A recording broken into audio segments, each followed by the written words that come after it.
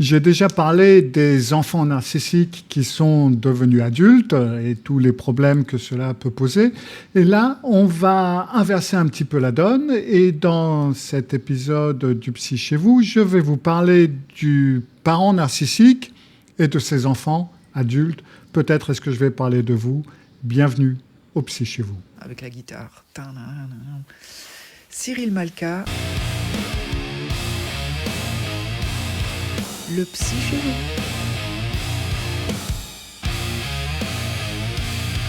Cyril Malka, le Psy chez vous. Avant toute chose, pour ceux qui ne me connaissent pas ou qui ne me connaissent pas encore, je m'appelle Cyril Malka, je suis psychologue cognitif comportemental ainsi que hypnothérapeute. J'ai également un programme de guérison en ligne pour les gens qui sont ou qui ont été dans une relation narcissique, quelle qu'elle soit. Alors, ce n'est pas un truc du genre thérapie de groupe, ce sont des vidéos et vous y allez à votre rythme vous-même. Vous pouvez en savoir plus en allant sur mon site de guérison, revivre.club. Maintenant, passons aux choses sérieuses. Alors, déjà, on va commencer par... Qu'est-ce que l'enfant a appris à faire pour survivre dans une relation narcissique, avec un parent narcissique? Et l'enfant qui a été élevé par un parent narcissique va très tôt, avoir un ensemble de stratégies d'adaptation qui vont lui permettre de traverser l'enfance avec le moins de dégâts possible. Il va trouver des réponses automatiques parce que l'environnement, avec un parent narcissique, voire deux, est totalement imprévisible. Alors déjà, il va y avoir une forme d'hypervigilance aux humeurs. L'enfant va très tôt apprendre à lire l'état émotionnel du parent avant même d'entrer dans la pièce. Le ton de la voix, la façon de poser un verre, la vitesse à laquelle il marche. L'enfant va devenir un expert de détection précoce du danger. Ne serait-ce que si on doit demander quelque chose, on sait quand trouver, ou on essaye de trouver, parce que ça rate, des fois ça rate, on essaye de trouver le meilleur moment pour poser la question, la meilleure formulation possible, on teste l'humeur, et cette hypervigilance reste active à l'âge adulte, dans toutes les relations, même quand il n'y a pas de danger réel, ce qui peut devenir problématique. Après, il y a l'effacement de ses propres besoins. Parce que pour l'enfant, ou dans la famille où il y a un narcissique, un parent narcissique, avoir des besoins dans cette famille, c'est risqué. Réclamer de l'attention au mauvais moment, ça va déclencher une réaction. Donc l'enfant apprend à ne pas avoir de besoins, ou tout du moins à ne pas les exprimer, parce que les besoins, on les a. Il apprend que ses émotions, ça peut être ou bien dangereux, surtout si on les exprime, ou alors totalement inutile parce que ça ne servira à rien. Et à l'âge adulte, ça veut dire que c'est quelqu'un qui va avoir du mal à identifier ce qu'il ressent, ce qu'il veut, ce dont il a besoin. Mais ça peut être dans des choses totalement bénignes, comme lui demander ce qu'il veut manger ou quel travail lui plaît vraiment. Là, la personne risque de bloquer. Après, il y a la performance qui est une monnaie d'échange. Il y a certains enfants qui vont apprendre que la seule façon d'obtenir de l'approbation, ça va être d'être excellent. Les notes, les succès, les récompenses, tout ça, ça devient des outils pour mériter de l'amour. L'amour est toujours conditionnel chez un narcissique, que ce soit un partenaire ou un parent. Mais on va rester sur les parents. À l'âge adulte, ça va donc être des personnes qui vont travailler 2 fois plus que tout le monde, qui vont être incapables de s'arrêter et qui, paradoxalement, ne vont jamais se sentir suffisamment bons. On va très souvent voir le syndrome de l'imposteur chez ce genre de personnes. D'ailleurs, j'ai un programme sur malka.academy contre le syndrome de l'imposteur. Puis, ou alors, vous avez le sabotage, qui peut être une protection. Donc, d'autres enfants, au contraire, ils vont apprendre à ne pas dépasser le parent, parce que réussir trop bien, c'est une menace. Donc, ils vont s'arranger pour échouer au bon moment. Ou alors, tout simplement, ils sont persuadés, à force de dénigrement, qu'ils sont totalement nuls, et donc, ils vont s'auto-saboter. Et ça, c'est un schéma qui peut durer également toute une vie. Tout ce que cela a en commun, c'est que l'enfant a appris à s'organiser autour des besoins du parent et jamais autour de ses propres besoins. Donc, il va avoir développé un sens très aigu de ce que l'autre ressent et très peu de ce que l'enfant ressent lui-même. Et ça, c'est une compétence relationnelle qui peut être très bien dans certaines situations, mais qui, à la longue, finit par vous coûter très cher. Deuxième point important, ça va être que ces schémas, ou certains de ces schémas, vont se répéter dans les relations adultes.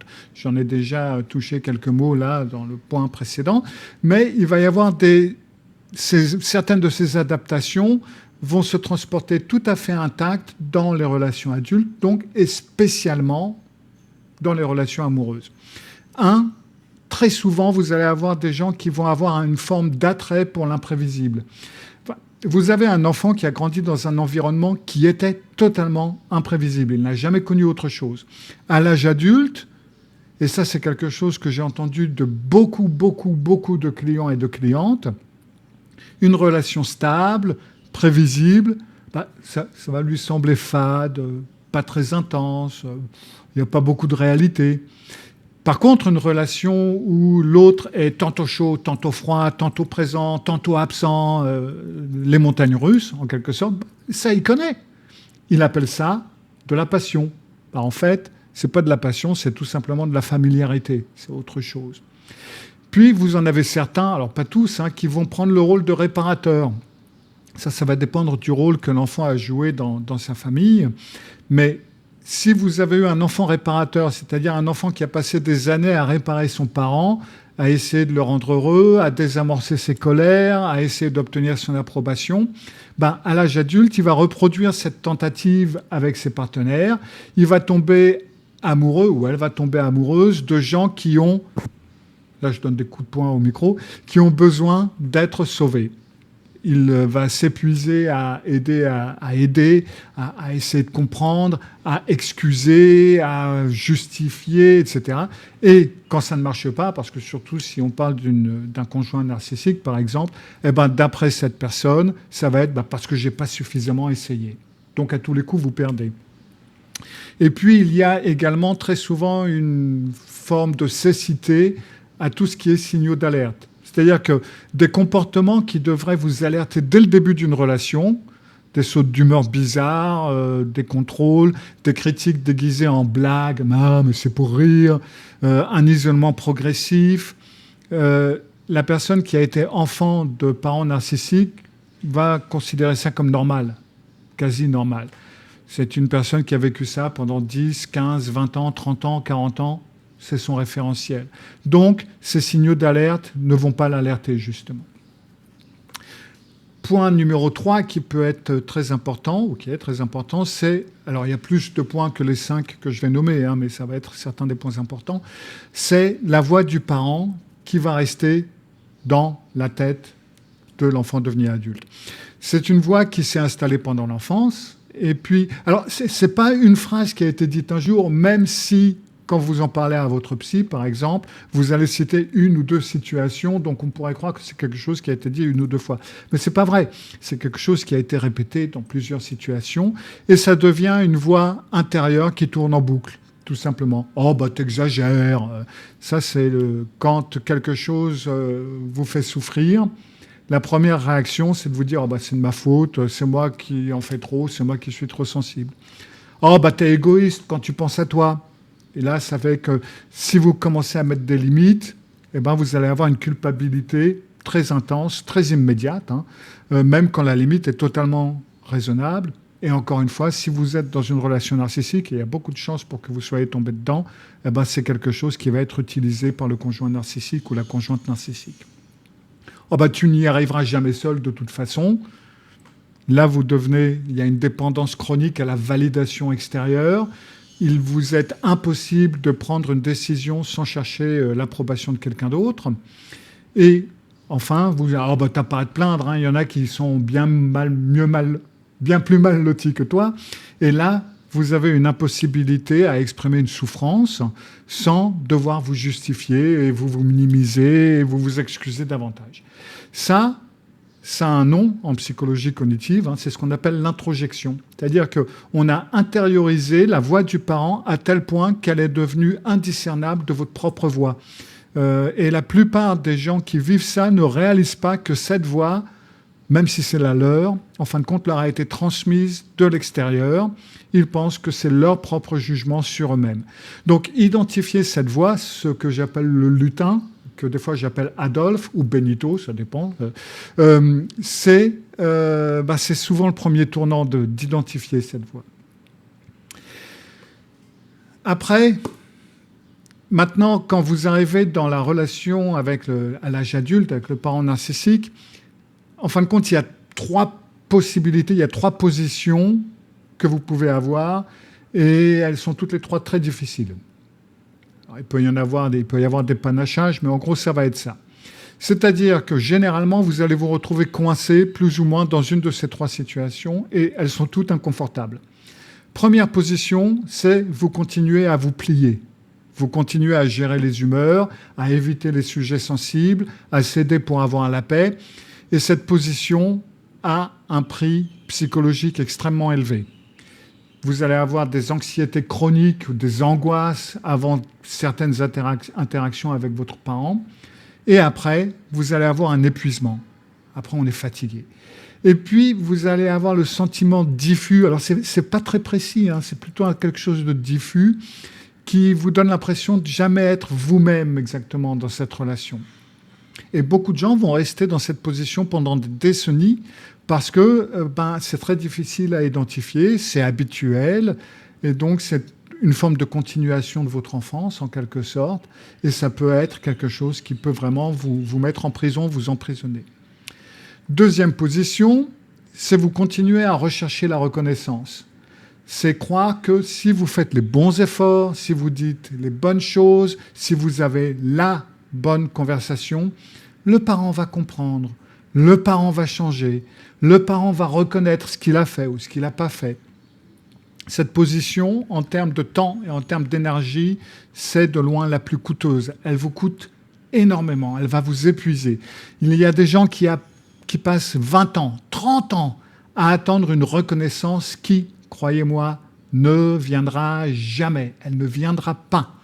Le parent narcissique est structurellement, totalement incapable de la donner. Ça, c'est une réalité documentée dans les études sur la rigidité du fonctionnement narcissique. Il y a des centaines d'études sur le sujet. Laissez tomber, le narcissique ou la narcissique ne changera pas. J'ai d'ailleurs fait une vidéo sur cette chose. Troisième position, couper le contact. Alors, c'est souvent la décision la plus saine que vous pouviez prendre. C'est la meilleure décision. Mais, socialement, ça risque d'être la plus difficile à assumer parce que ça va dépendre de la culture dans laquelle vous êtes, etc. Mais, en règle générale, vous allez avoir la famille, les amis, la société, plus ou moins en général, qui ont un discours qui reste très fort sur le devoir familial. C'est le même problème que les parents qui ont un enfant narcissique sur lequel tombent ses parents. C'est cette idée de couper contact avec votre parent, vous allez être traité d'égoïste, d'ingrat, de mauvais fils, de mauvaise fille. Et le parent narcissique va utiliser ce levier, oui, c'est sûr, et l'entourage va le renforcer.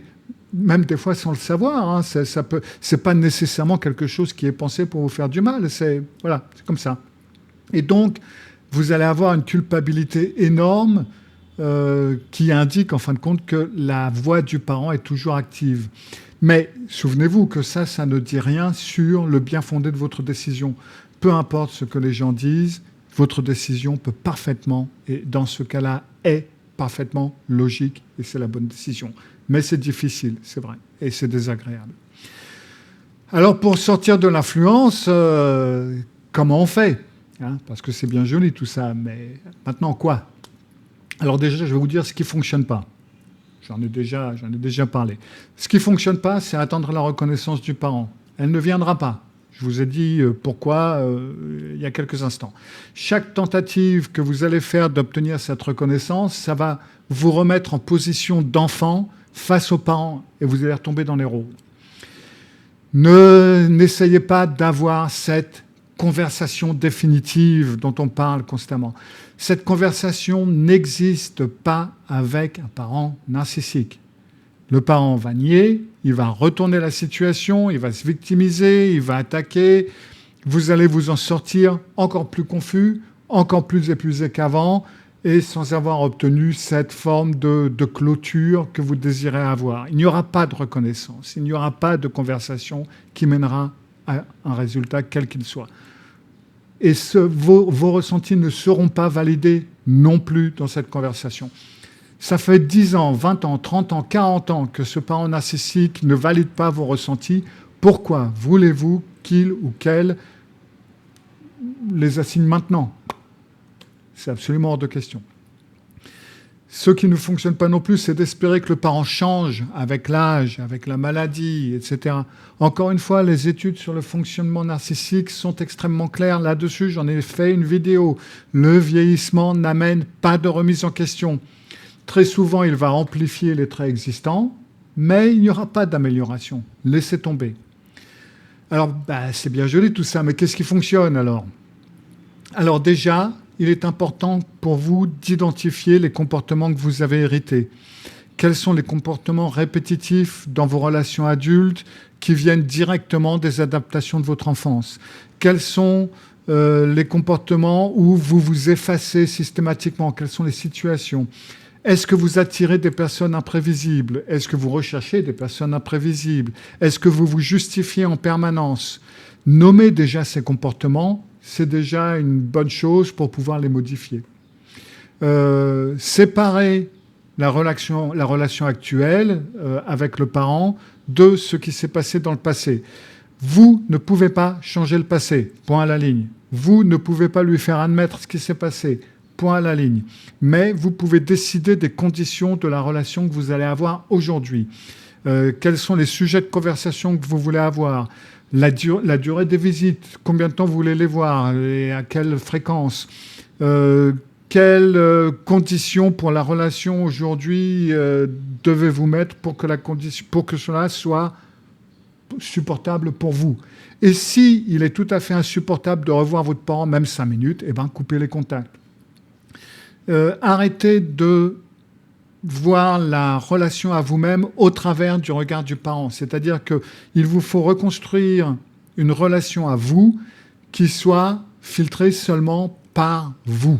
C'est-à-dire que vous apprenez à identifier ce que vous ressentez vraiment, ce que vous pouvez et ce que vous voulez vraiment, indépendamment de ce que le parent penserait. Il ne faut pas faire quelque chose parce que votre parent vous a dit que vous n'allez jamais le faire de toute façon pour essayer de lui prouver quoi que ce soit. Il ne faut pas faire ce que vos parents vous a dit que vous devriez faire parce que vous voulez suivre quoi que ce soit. Faites ce que vous voulez, vous. Commencez par identifier votre identité, vos besoins, vos envies, de façon à vous séparer de votre parent. Bien entendu, très souvent, pour ça, vous pouvez prendre un thérapeute qui connaît ce genre de personnalité, ce genre de problème pour vous aider. Vous allez en avoir besoin. Il y a de fortes chances que vous allez en avoir besoin pour vous suivre et pour vous conforter dans certaines décisions. Surtout, ne trouvez pas un thérapeute qui vous dit « oui, mais tout le monde a des erreurs, blabla. Vous avez mal compris quelque chose, c'est pas... voilà, etc. » Prenez un thérapeute qui connaît les problèmes avec les narcissiques et qui pourra vous soutenir dans ce genre de situation. Et après, c'est à vous de bosser. Voilà. YouTube trouve que vous devriez voir cette vidéo maintenant, surtout si vous avez aimé celle-ci. Cyril Malka. Cyril Malka, le psy chez vous. Cyril Malka. Cyril Malka, le psy chez vous.